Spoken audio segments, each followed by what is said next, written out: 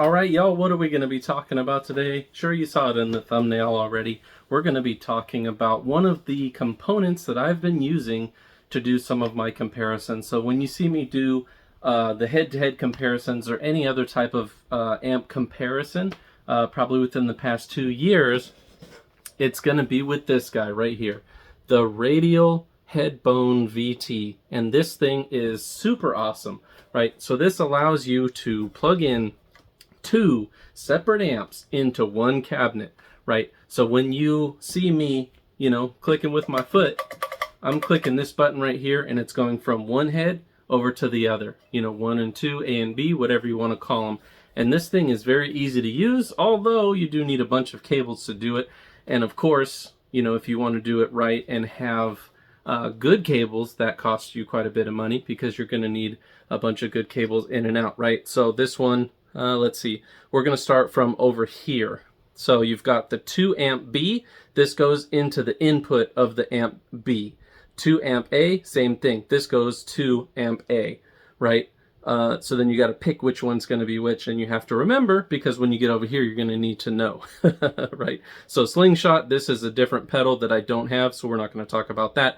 This is going to be from amp B and from amp A, so same kind of thing. This is going to be the speaker outs.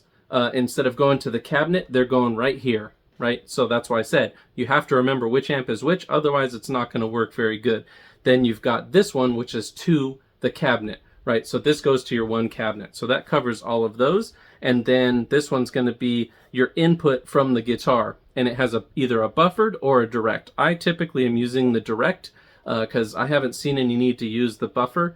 I think that boosts it a little bit. You don't really need that unless you have a weak signal coming into it. And then there's also a ground lift, which is not easy to press. So you've got to get something to poke in there if you need that ground lift, which that can come in super handy if you're having some grounding problems in the room. If you're having like a ground loop or something, that will help you do it, right? So of course there are tons of other pedals out there, rack mount gear, things like that can do the same thing this does.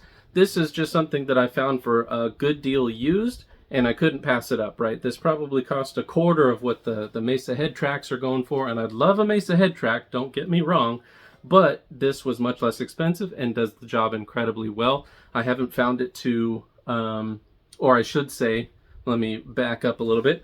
It is incredibly transparent. So what does that mean? That means when I'm playing the amps without this in the loop of things, and then when I plug it in, I don't notice any kind of tone drop, tone loss, or anything like that, right? So this is a solid piece of gear if you want to do amp comparisons like that, or maybe you want to have like 1 amp for your clean amp, and you say you don't like the clean channel of your Boogie or whatever the case may be, but you have like a Fender Tweed or something that you like, you want that as your clean tone. You can run that on A for your clean, and then you can run your Boogie or whatever else, obviously Bogner, Frankenstein, whatever, on channel B, so that you can have 2 completely different tones that you couldn't obtain from 1 amp just by using this. The only drawback is you need all of these cables to be long enough to get you from wherever your amps are over to wherever your pedal board is, right? So it's kind of a pain in that way, but it'll allow you to do a lot of different things